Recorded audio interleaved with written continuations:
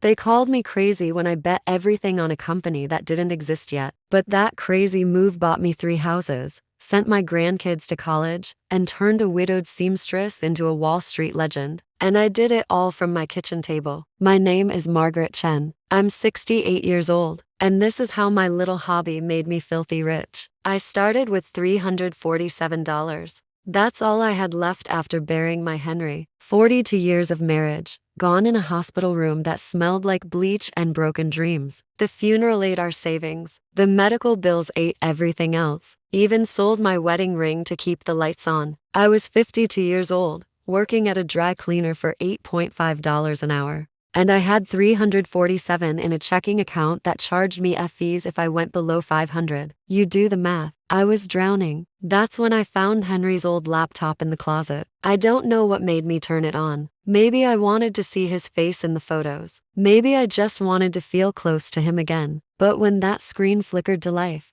I saw something that changed everything. A browser tab. Still open. How to start day trading with $500 or less. Henry never told me he was researching this. Never said a word. But there it was, his last gift to me, waiting in that stupid machine like a message from beyond the grave. I cried for an hour. Then I opened a trading account. The first 3 months, I lost money. Not much, 50 here, $30 there. But when you only have $347, losing $30 feels like losing a limb. I almost quit 17 times. I kept a tally. But something Henry used to say kept ringing in my head. Maggie, you've got a gift. You see patterns where other people see chaos. He said it about my sewing. I could look at fabric scraps and see a quilt.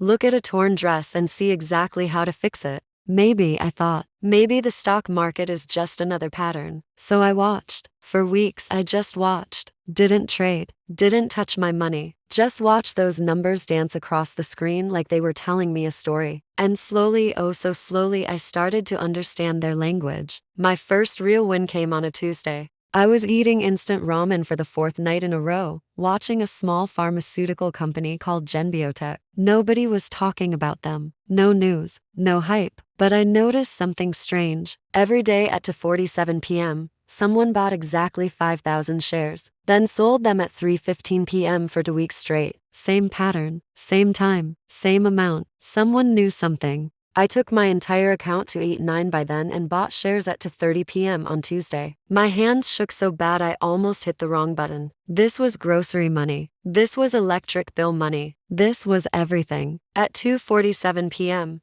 the price jumped. At 3 o'clock p.m., it jumped again. At 3:15, I sold. I made $67 in 45 minutes. I threw up in the kitchen sink. Then I laughed until I cried. Henry would have been so proud. But here's the twist that changed everything. 6 months later, I was up to $3,400. Not bad for a seamstress with a laptop older than some college students. I was getting good at reading the patterns, at feeling the rhythm of the market. I even started a little notebook where I tracked my observations. Then I noticed something impossible. A company called Neuralink Technologies, tech startup, brain-computer interfaces, worth maybe $12 a share. Nothing special. Except every Monday morning at 9:45 a.m., the stock dropped exactly 0.47. Every single Monday. No company does that naturally. Markets don't work like that. Someone was manipulating it, and I was going to ride that wave. For 8 weeks, I bought on Monday mornings, sold on Tuesday afternoons. I was so proud of myself, so clever. Then on week 9, I bought my shares at 9:45 a.m. like always. But this time, the stock didn't just drop 0.47. It dropped to zero. The FBI raided Neuralink that afternoon. The CEO was arrested for fraud. The company was a shell, a scam, a house of cards that finally collapsed. And I had $18,900 in a company that no longer existed. I sat in my kitchen and didn't move for 6 hours. I'd been so sure, so confident. I thought I was smart, thought I'd figured it all out. I thought I'd lost everything. But here's what saved me, and this is important, so listen close. I hadn't put all my money in Neuralink. Not all of it. Despite the greed screaming in my head to go bigger, to bet everything, I'd kept $5,200 in other positions. Safer plays. Boring companies that made toilet paper and soap. Henry's voice again. Never bet the whole farm, Maggie. Not even on a sure thing. That $5,200 became my second chance. But more than that, the Neuralink disaster taught me something crucial. I'd been chasing patterns that seemed too good. I'd been gambling on manipulation instead of investing in value. I'd stopped looking for good companies and started looking for quick wins. I'd become greedy, and greed almost destroyed me. So I changed everything. I stopped trying to be clever, stopped looking for tricks and shortcuts. Instead, I started actually reading about the companies I invested in, learning what they made, who ran them, whether they treated their workers right. I invested like I was buying a piece of the business, because that's what it was. 1 year later, I found Byteflow Gaming, small company, made educational video games for kids with learning disabilities. Their biggest seller was a math game where you ran a pizza shop. My grandson loved it. He had ADHD, and that game was the only way he'd practice his multiplication tables. I looked at their earnings report. They were growing 40% every year. Every year. But nobody was paying attention because educational games aren't sexy. No headlines. No hype. Their stock was $4.15. I bought 1,200 shares, spent $4,980. Then I waited. People thought I was insane. My daughter said, "Mom, you're betting on video games for special needs kids? That's your retirement plan?" But I knew, because I'd done my homework. I'd talked to teachers, visited parent forums. This company was solving a real problem. They had something real. 3 years later, Byteflow Gaming got acquired by Microsoft for educational integration. My shares sold at $67 each. Do that math. I made $80,400 on a $4,980 investment. I paid off my house. I cried for 3 days straight. That was my breakthrough, my aha moment. I realized my real gift wasn't finding patterns in price charts. It was finding value where everyone else saw nothing. I started looking for companies like Byteflow, boring companies, small companies, companies solving real problems that nobody was talking about. A medical supply company making better prosthetics for veterans. A tiny agricultural company developing drought-resistant seeds. A software company helping small-town libraries digitize their collections. Nobody cared about these companies. But I did, because I understood something the Wall Street boys didn't. Value isn't about hype. It's about solving problems. It's about making life better. Over the next 8 years, I turned that $80,400 into $2.4 million. Not through day trading, not through tricks or patterns or getting lucky, through patience, through research, through actually giving a damn about what these companies did. My daughter's jaw hit the floor when I showed her the account balance. She thought I'd won the lottery or joined a cult. "Mom," she said, "you are a seamstress.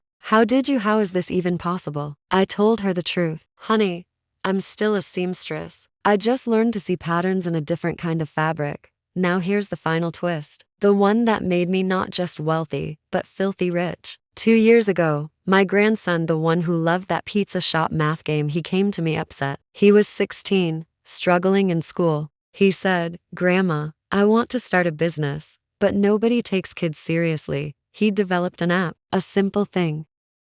It helped teenagers track their job applications, send follow-up emails, practice interview questions. He'd built it because he was frustrated trying to find his first job. I looked at his app. It was rough, clunky, but the idea was solid. I'd used fancy trading platforms that were harder to navigate than his app. This kid had something. Every investor he'd pitched to turned him down. Too niche, they said. Not enough market. So I wrote him a check. $150,000, startup capital, right there at my kitchen table. My daughter nearly fainted. "Mom, that's your retirement." I just smiled. "No, honey, that's an investment." The app's called Jobstart. It launched 8 months ago. It now has 2.3 million users. LinkedIn offered to buy it last month for $43 million.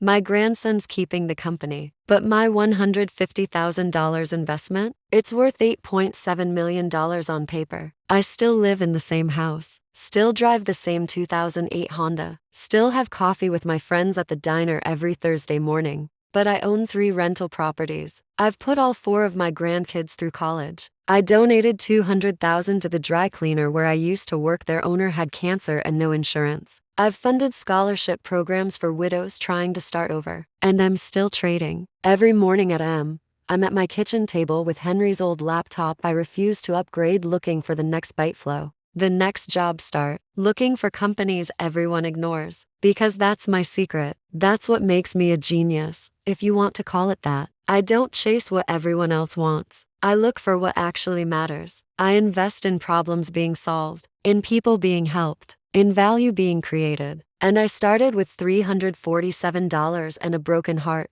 People ask me all the time, Margaret, what's your secret? How do I become like you? And I tell them what Henry would have told me. You already have everything you need. You just don't know it yet. Your gift might not be the stock market, but it's something. Maybe you see patterns in how people behave, or how words fit together, or how food tastes, or how buildings could be designed better. Whatever it is, that's your $347. That's your starting point. Find your pattern, study your market, work your tail off, stay humble, never get greedy. And when everyone tells you are crazy, when they laugh at the widow eating ramen and playing with stocks, you smile, you nod, you keep working, because one day, you're going to be the one they write stories about. One day, you're going to be the genius. I'm Margaret Chen. I'm 68 years old, and I turned a hobby into a fortune by seeing value where everyone else saw nothing. Now go find yours.